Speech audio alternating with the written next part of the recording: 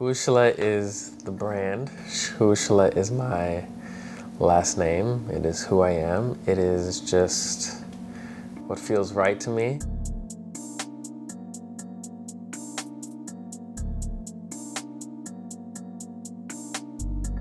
So it took a lot of failure and just experience to brand myself. Being at an art school, I learned how to create art and building visuals from script to picture, from this and that, but it was really two friends that I had that were making their own brand. One of them's name was Terrell. He has his magazine company. He's a graphic designer. My other friend's name is Edo, and he's a graphic designer as well. He makes clothes. He does a lot of dope things. With both of them, were like their own brand. They had logos. They had like an aesthetic about them, and they really taught me how to brand myself.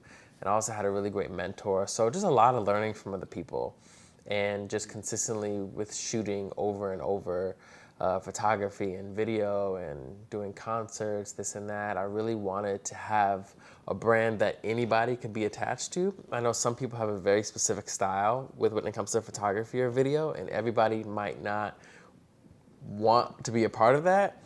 And so I tried to develop a style that anybody could appreciate.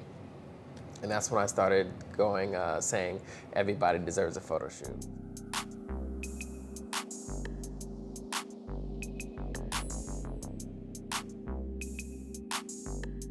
At first, I did say yes to everybody, and it was good to have experience from so many types of people, which I needed, and learning how to shoot in high and low pressure situations, because I just needed the experience. So yeah, I would say yes to everything at first.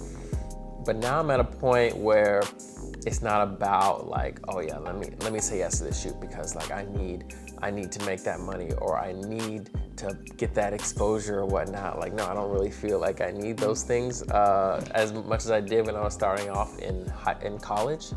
So now I'm really like looking at the client and just like listening to what they pitch to me and like really asking myself like, okay, do I really want to do this? Like I already picture myself being at the shoot, editing it, and I'm like, am I attached to this? And out of respect for them, I need to be attached to it to give them my best, because I've been in shoots where I'm like, this isn't stimulating me in any way. I'm over it. Like, I don't care for it anymore. Like, people ask me like, oh, can you shoot my event?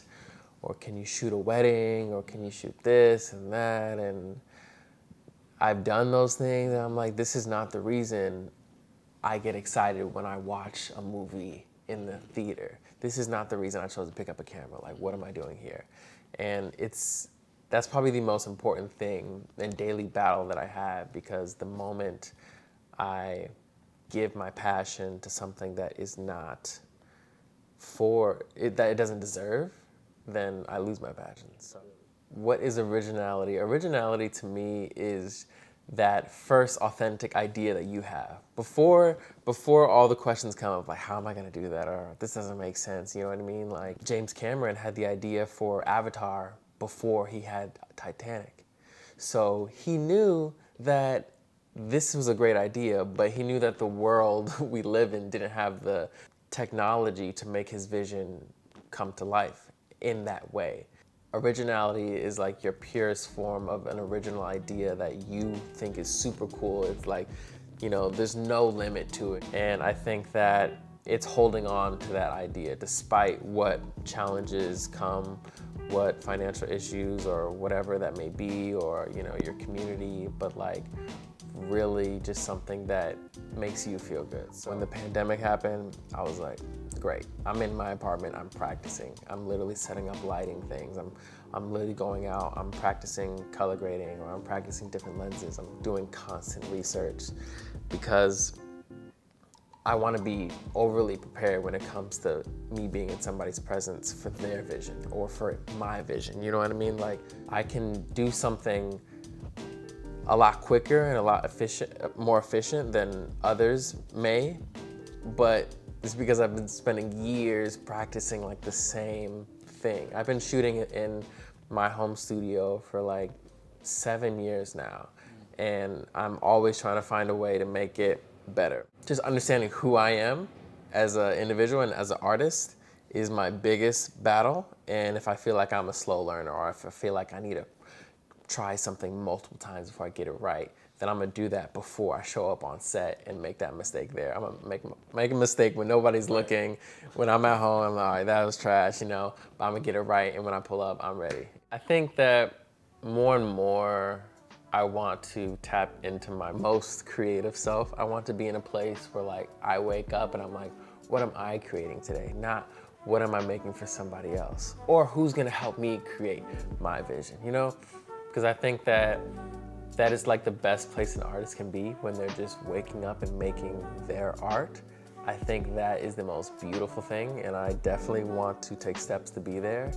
And I need to just like really be more honest with myself and remember that like I'm the one that's in control and I'm the one that can make things happen, and to never like I really rarely admit to any excuse, because it's just an excuse. You know, if I'm frustrated about something, it's probably because I walked into there, or I set myself in this situation. But like I really want to just be inspired by the work that I make, but also really inspire others, because I felt like I started with like lower and further than some people did when they started. And I really want to inspire the next generation, or an older generation, anybody, to really see that like I can really pick up a camera and find true love and happiness.